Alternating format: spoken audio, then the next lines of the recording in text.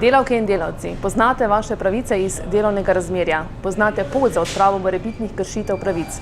Za pošteno delo morate prejeti pošteno plačilo. Tega se zelo dobro zavedamo članice in člani Delavske zveze Slovenske demokratske stranke, kjer smo ljudje različnih poklicev in znanj. Delavska zveza Slovenske demokratske stranke deluje med drugim tudi po smernicah, ki smo jih članice in člani sprejeli. Cilj delovanja Delavske zveze Slovenske demokratske stranke je pravna in socialna država za vse državljane, za mlade, invalide, starejše, socialno ogrožene, brezposelne, skratka za vse. Vljudno vabljeni, da se pridružite Delavski zvezi Slovenske demokratske stranke, katere slogan je srčnim pogumom za delo, zakonitost, socialo, demokracijo, solidarnost. Iztok, kako kot delavec v zasebnem sektorju gledaš na kakovost delovnih mest? Jaz imam srečo, da sem zaposlen v podjetju, ki dokaj dobro skrbi za delavce.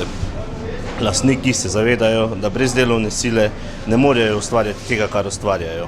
Je pa res, da ko se pogovarjam s kolegi, ki delajo v podobni branži kot jaz, se pravi v gradbeništvu, temu ni tako. Delavci so dokaj pogosto izkoriščeni, delajo za mizerne plače, delajo prekomerno delo, preko delovnega časa. Poleg tega se jim pogosto dogaja, da so zaposleni le takrat, ko je delo, ko pa dela ni, pa so na zavodu. Poleg tega se pojavlja tudi tako imenovano projektno delo, kjer delajo oziroma so zaposleni samo za določen projekt, nato pa si morajo delovno mesto iskati zopet sami. Mojca, kako pa ti kot javna uslužbenka vidiš, ali obstajajo v javni upravi kakovostna in kvalitetna delovna mesta? Dejanskega nadzora nad zaposlovanjem v javni upravi ni, saj pristojne inštitucije ne delujejo. Pri zaposlovanju se kandidatom dogaja diskriminacija. Javni razpisi so največkrat prirejeni točno določenemu kandidatu. Vsekakor je potrebno povečati odgovornost pristojnih, ki postopke izbire kandidatov vodijo. Verjetno pa se Iztok strinjaš, da država veliko premalo stori ali pogosto kar pozabi na mlade, ki se vključujejo na trg dela, in tudi starejše, ki s tem izgubijo zaupanje v svoje znanje, ki so ga skozi aktivno delovno dobo pridobili.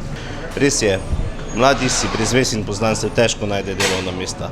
Poleg tega, tisti, ki si jih najdejo, se težko integrirajo v delovne okolje, kajti starejše generacije se bojijo prenašati svoje znanje na mlajše generacije, zaradi tega, ker se počutijo ogrožene.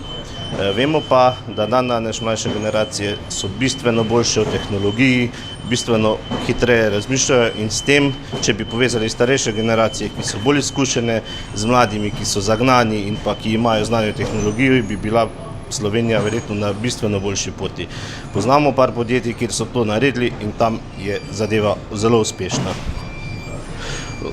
K temu bi verjetno lahko pomogla tudi država z izboljšanjem zakonodaje, z spremembo določenih zakonov, se pravi, da se mlade pravočasno integrirajo v delovno okolje in se jim poda, bom rekel temu, neke delovne izkušnje, ki jih imajo starejše generacije. Mojca, glede na ugotovitve in poslanstvo Delavske zveze SDS, se verjetno strinjaš, da mora pomemben mozaik k svetli prihodnosti Slovenije prispevati tudi Delavska zveza. Da, tvoja ugotovitev je povsem pravilna. Zaradi tega je najbolje, da vas z Iztokom povabiva, da se nam pridružite, ter tudi sami poskrbite za svoje pravice, ter jih ne predajate v upravljanje nekomu, ki mu je za njih le malo mar. Srčnim pogumom za delo, zakonitost, socialo, demokracijo, solidarnost z Delavsko zvezo Slovenske demokratske stranke.